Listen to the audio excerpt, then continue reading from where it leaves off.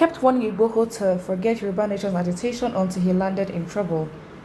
ESABOD. The Nigerian Yoruba internet talk show host and blogger Esther Aboderin, also or better known as ESABOD, spoke to BBC Yoruba News about the reason why Sunday Igboho is suffering in Benin Republic detention, and also spoke about the movie released by Yomi Faibi titled Oko Iyabo.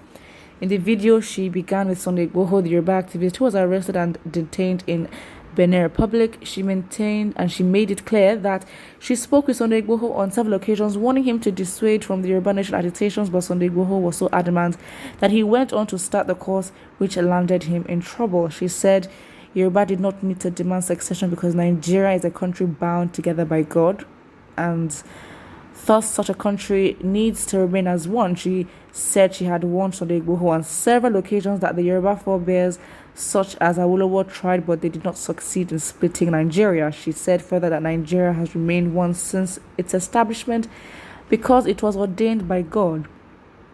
She said what is happening to Sunday Igboho is a lesson for him. She now talks about, why she was invited to intrude into the affairs of Nollywood. Okay, now she's gone into, of course, her movie and stuff. But in terms of the first half of dealing with Sunday Igboho, but yeah, listen, this could be her personal opinion, but again, Sunday Igboho showed bravery. Again, at the end of the day, understanding that you're going against a government in a country like Nigeria, of course it's going to be hard, of course it's not going to be easy. And I guess when it comes to protection and just having, at least a limited amount of peace of mind, it just seems like, family members will be protective and say, oh, don't do this, don't do that, don't do that. But saying where he is now is a lesson for him, justifies that the government should suppress freedom, basically in general, freedom of expression, freedom of self-determination, or freedom of just expressing human rights. So yeah, that's why I'm a bit iffy with that. Let's look at the comment section. Because listen, she can say that, but I don't know. I think one thing that really irked me is that she said she was always emphasizing that Nigeria was created by God and from time immemorial, we were meant to be one. And I'm like, it just takes a little bit of research. It just takes a little bit of research for you to understand that this country was not ideally meant to be together. And the fact is that if we wanted to separate now that we are, independent, it should also not still, it shouldn't be a problem.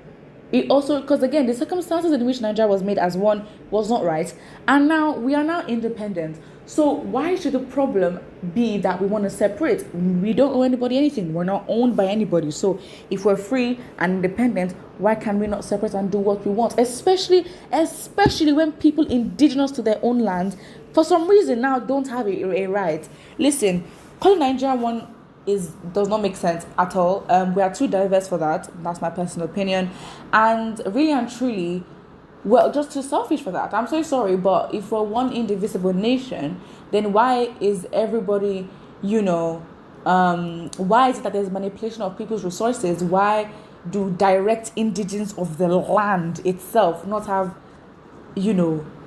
autonomy over the resources, but in a government, a body that says it's one Nigeria, can use the resource as it likes? And I just think it's very disrespectful, because as an indigent of a state, excuse me, you have a right and you have direct autonomy over what you do with yourself, with your resources, with your land, and who you want to associate with. So it is a problem when a tribe, a people, a culture, they say we want to do this, and then you think they don't have a right to. Why? Not because of any justifiable reason, but because of a government, because I'm now like, okay, fine, if we're going to argue this, we can literally just enter dictatorship and just enter one, another argument that will make everywhere, a bit more intense, which just does not make sense at all. So yeah, again, listen, I don't know what you're holding on to as Nigeria. Not that Nigeria cannot work, but Nigeria is irretrievably damaged, and really and truly, I think the perspective of people going for self-determination may just be that, you know what, the work that it will take to dismantle this Nigerian system and bring up a new Nigerian system will take so long. So ideally, let's just go our separate ways and put in that same effort in our own, individual regions. And then we'll see what happens. At least we've actually had a chance because our history was interrupted. Listen, 400 years of slavery and then colonization is a very long time. So in terms of having autonomy as a people and knowing what we could have been, just going back to that and, the people living the life as they want to, influenced by their culture, and that would affect the way that they live and their generations to come. I think that's the best way. Things do happen for a reason, I understand that.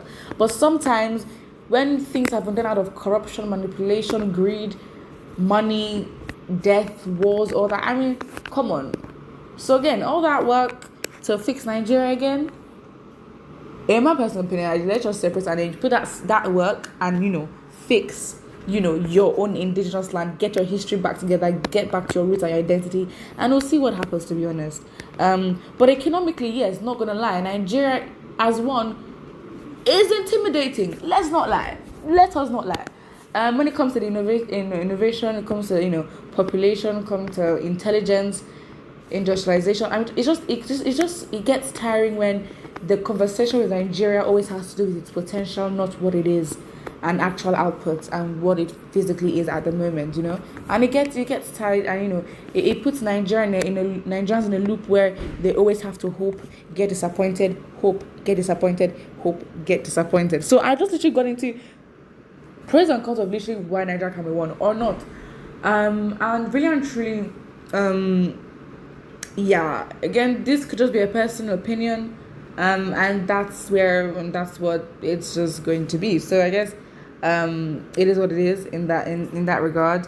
I don't know why she would say that. I mean, if anything, she has a right to say that. I mean, if she doesn't want to help Sunday go, fine. If she wants to talk about it, fine.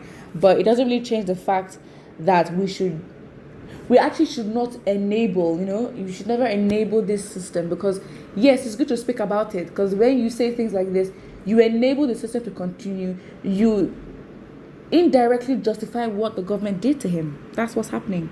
And that is just, how would that even bring about any change that you want? Because you cannot lie and say that the Nigeria that is what it is now is what you're happy with.